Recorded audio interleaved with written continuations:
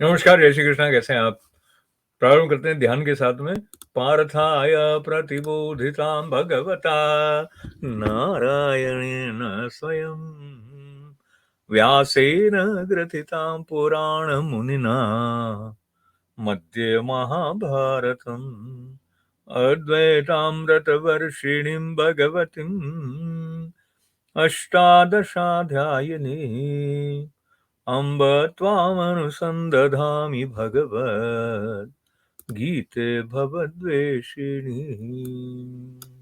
गीता माता की जय जयकार करते हुए 71वें और 72वें श्लोक की तरफ जाते जाते आपके साथ याद करते हैं मुंडकोपनिषद का यह संदर्भ, जिसमें हमारे लक्ष्य के बारे में जो बात बताई गई है उसको रेखांकित किया मेरे गुरु स्वामी श्री ईश्वरानंद गिरि जी महाराज ने, और लगभग वही बात श्रीमद् भगवद गीता में भी हम तक आती है।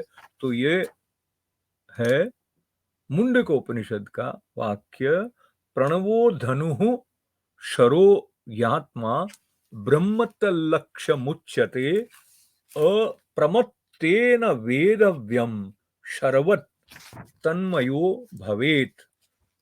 ये एक जो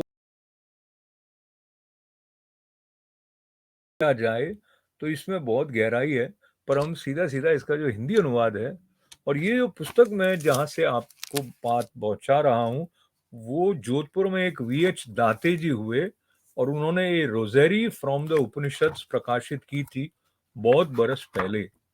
वो मेरे पास न्यूयॉर्क में चलकर आई है पुस्तक, और ये 1980 में छपी हुई है, rosary from the Upanishads with important parables and dialogues. तो इन्होंने अनुवाद इसका ये किया है, ओम ही धनुष है, आत्मा बाण है, और ब्रह्म लक्ष्य है। तो लक्ष्य क्या है? ब्रह्म है। और उस तक पहुंचना कैसे है, उसका जो साधना का मार्ग दिया है, तो ओम धनु है, आत्मा बाण है, और ब्रह्म लक्ष्य है। तो सावधान मन से उसका वेद करो। बाण के समान जीव भी ब्रह्म में सुदृढ़ स्थित होकर ब्रह्म से एक रूप होगा। ये ब्रह्म से एक रूप होगा जो बात है, और श्रीमद् भगवद गीता में 3-4 श्लोक पहले हमने जहाँ ये जाना था, भगवान ने कहा कि जब उसका ज्ञान हो जाएगा मेरा, तो उसका मुझ में प्रवेश हो जाएगा।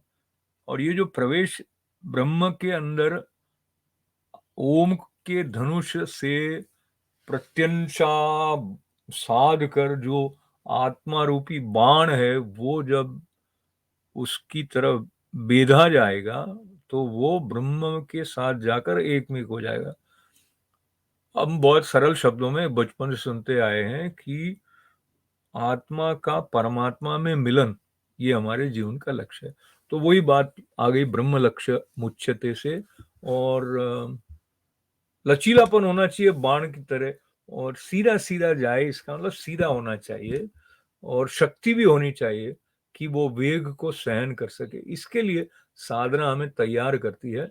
और जो 71वां श्लोक है उसमें भगवान ने कहा, श्रद्धावान न सूयश्च शृणुयादपि यो नरः सोपि मुक्तः शुभान लोकान प्राप्नुयात् पुण्य कर्मणात्।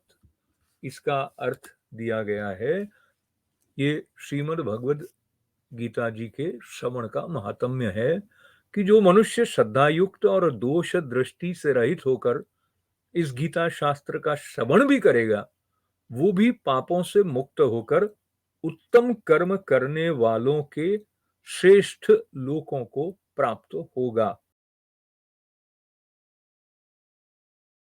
बढ़ानी और श्रद्धा के अलग अलग प्रकार जो हैं वो भी बताए गए, सात्विकी श्रद्धा कैसी, राजसी श्रद्धा कैसी, तामसी श्रद्धा कैसी।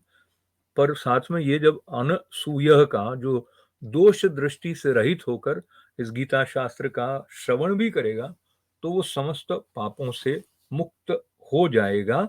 ऐसा आश्वासन देने के साथ साथ ये भी आश्वासन दिया कि वो उन उत्तम लोकों को प्राप्त होगा जहाँ की श्रेष्ठ कर्म करने वाले जो हैं वो पहुंच पाते हैं। तो इस 71वें श्लोक के बाद में 72वें श्लोक की तरफ चलते हैं, जिसमें कहा कच्चिदेच्छुतं प्रार्थ त्वयेकाग्रेण चेतसा कच्चिद ज्ञान सम्मोहः प्रनष्टस्ते धनंजय। तो अब लगभग उपसंहार सा है श्रीमद् भगवद गीता का। एक बहुत अच्छे गुरु होते हैं, वो सजग रहते हैं कि जो बात बताई जा रही है वो शिष्य की समझ में आई कि नहीं आई, और नहीं आई तो और दूसरी तरह से उसको बताया जाए, ऐसा उनका भाव करुणा से रहता है। 72वें श्लोक में भगवान ने यही बात बताई है कि हे पार्थ, कच्चिदेच्छुतम पार्थ त्वये काग्रेण चेतसा। हे पार्थ, क्या इस गीता शास्त्र को तूने एकाग्र चित्त से श्रवण किया? फिर आगे पूछते हैं, हे धनंजय, क्या तेरा अज्ञान जनित मोह नष्ट हो गया? ये जो प्रश्न है, इसमें भगवान की असीम करुणा के साथ साथ वो अपनी ओर से ये सुनिश्चित करना चाहते हैं कि जिस तरह की ज्ञान की संपदा अर्जुन को अपने पथ पर अग्रसर होने के लिए संबल के साथ उन्होंने प्रदान की है, वो क्या उस तक पहुंची कि नहीं पहुंची, और वो पहुंच पाए इसके लिए जो आवश्यक बात रही है वो है कि एकाग्र चित्त से श्रवण करना। ये एकाग्रता जो है और मन का अलग अलग दिशाओं में भागना, ये दोनों साथ साथ हो नहीं पाते हैं। और हम जिस तरह का जीवन अपना चुके हैं उसमें बहुत सारे डिस्ट्रैक्शंस रहते हैं। मैं आपको एकदम अनौपचारिक रूप से बताऊं तो कई बार ये रिकॉर्ड करने के लिए भी मुझे अपना फोन बंद कर देना पड़ता है। किसी का फोन आ गया तो डिस्ट्रैक्शन हो गया, अगर उसमें नोटिफिकेशन बंद नहीं है, नोटिफिकेशन आ गया तो डिस्ट्रैक्शन हो गया, और मन में तो अपने आप अलग अलग प्रकार के विचार आके ही आपको डिस्ट्रैक्ट कर सकते हैं। तो यहाँ पर जो एकाग्र चित्त की बात है वो अभ्यास के द्वारा हमें अपने भीतर विकसित करने की आवश्यकता है। ये संकेत भी श्रीमद् भगवद गीता के इस श्लोक से हम तक आता है। और साथ में क्या है कि मोह के नष्ट होने की बात है, और वो मोह कैसा है?